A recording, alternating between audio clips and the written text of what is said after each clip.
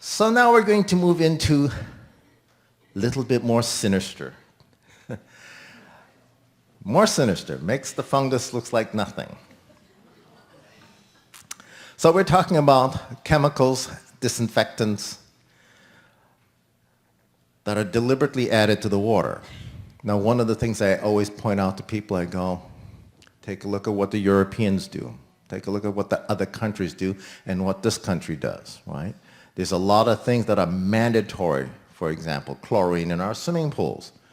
It's a mandatory federal regulation that there must be so much minimum. There's no maximum. There's so much minimum that must exist in every public swimming pool. Actually, a contractor, even when he's installing you as a private citizen, has better have some form of chlorination installation on your pool or he loses his license.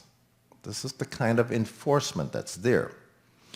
And so goes with the municipalities' water, right? They're adding deliberately toxic materials and then educate everybody to believe that this is something good for you. As I say, in America, every one of you, including me, are worth $600,000, but only in one condition. If you're strong and healthy, you're worth nothing. If you're dead, you're worth nothing. But if you're somewhat sick, or quite sick, or severely sick, you are a valuable commodity. So how do you create your customer? Naturally occurring water pollution, okay, that happens. You have deliberately added disinfectants. Right, now, disinfectants can be of all kinds. You could use hydrogen peroxide. That does not produce carcinogens. But chlorine, chloramines, ammonias, they do. Pharmaceutical drugs, street drugs, reclaimed water, that's all the same, one picture. Industrial chemicals, some illegal and legal dumping. We here in Florida have some of the worst water contaminations, and they don't come from us. They come from North Carolina, South Carolina, Georgia, because it's legal for them to have toxic chemical dumping in those states. So they contaminate their groundwater, and their pollution comes all the way down through the tables, all the way down to Tampa area. There was an Echo reporter that used to be here 5, 6, 7 years ago, I guess, and he published in detail such information, and he since has disappeared. I have not been able to track him down. Harmful microorganisms is part of the North and South Carolina. That's from the pig farming industry and pollution. They have more pigs there than they have humans. And it's all factory farming. And we're talking about farming industries where the fecal matter is beyond your wildest imagination as far as water contamination is concerned. And yet, such a condition never has to exist. I have microbes. I could walk out there, spray a pig pen down, and 3 days later, the top layer will be crystal clear water. And the odor of the barn and the pigs would have been 90% wiped out. Just was run-of-the-mill pickling and fermenting for cheese. You know, we're talking about lactobacillus, you know, and fermentative fungi. Just was these very common things that we eat and use in our daily lives. Just spray this stuff on there.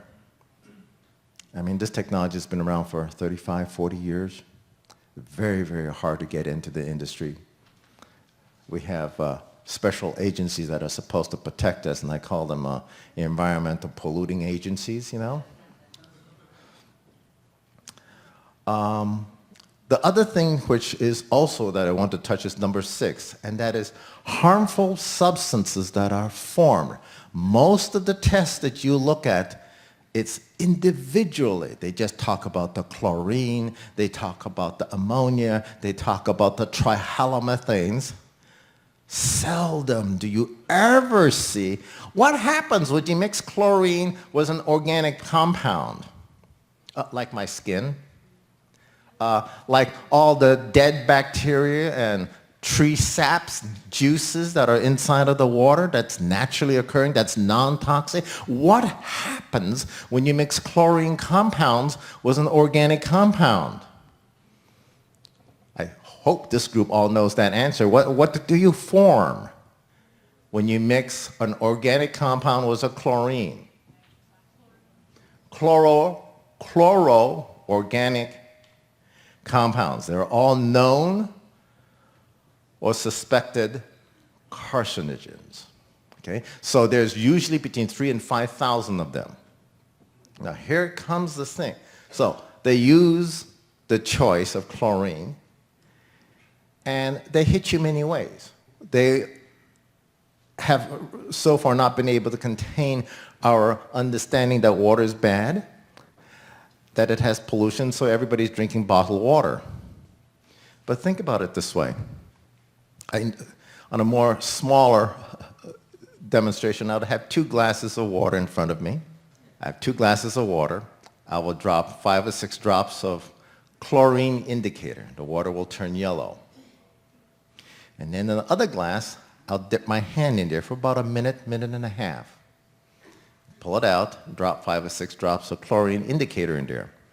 It stays clear. So now think, here's a glass of water that's cold. Now how many people here take cold showers every day? Let's see, show of hands. Whoa!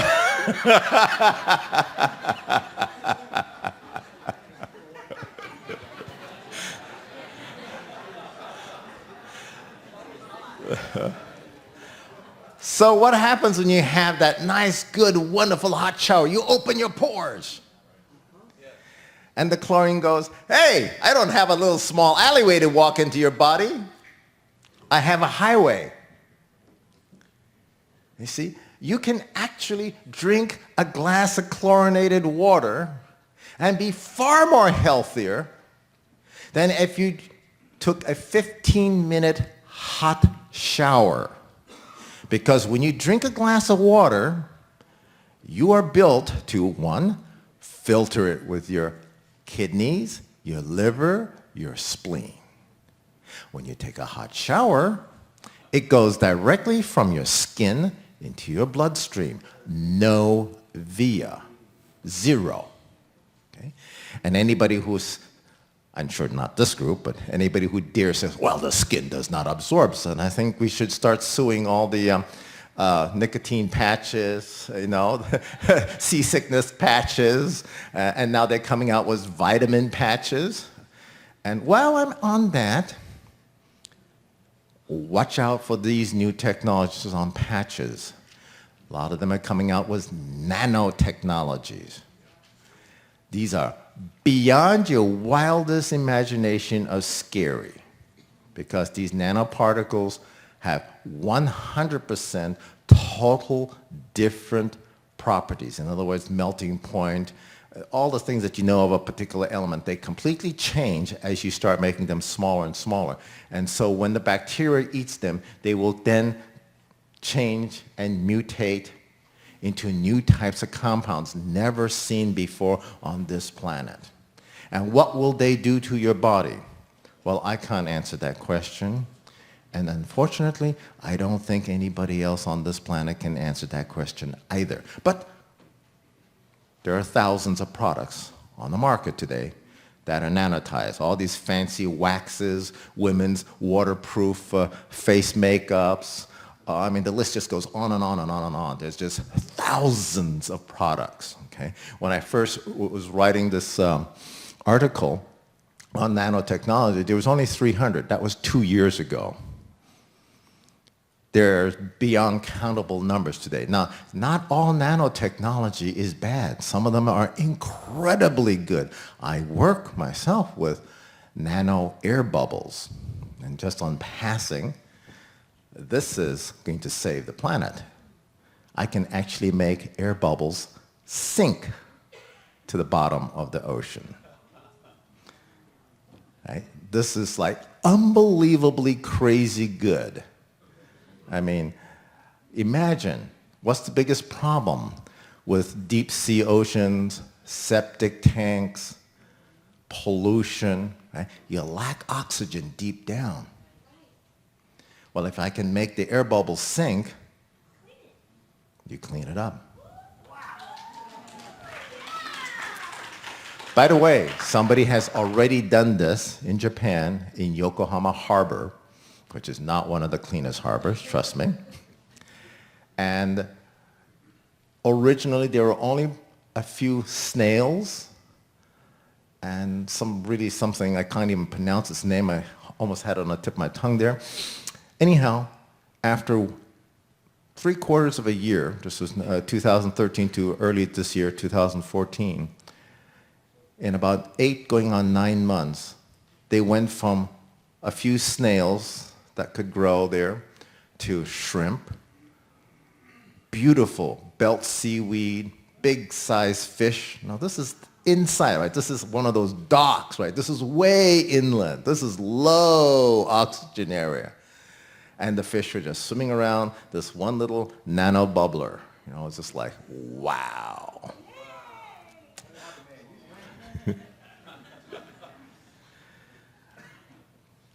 So back to our wonderful city. They do not ever give you the same glass of water every day. They have a different problem. They have a choice of 300 to 700 chemicals that they can add to your water.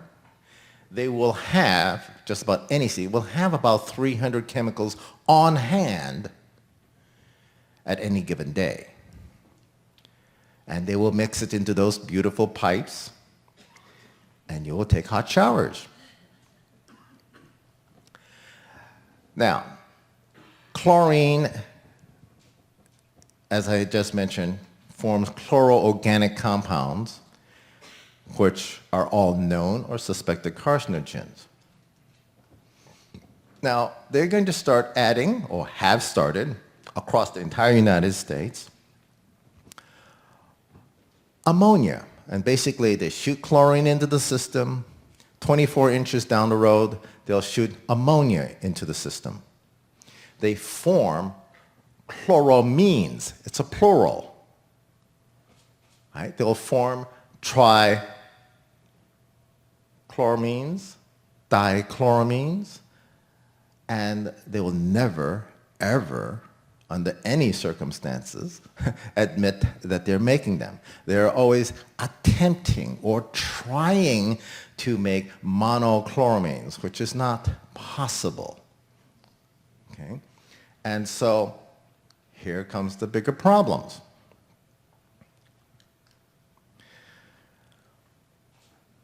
We all know that when you mix ammonia with chlorine, you make nerve gas. But the city hasn't learned that yet.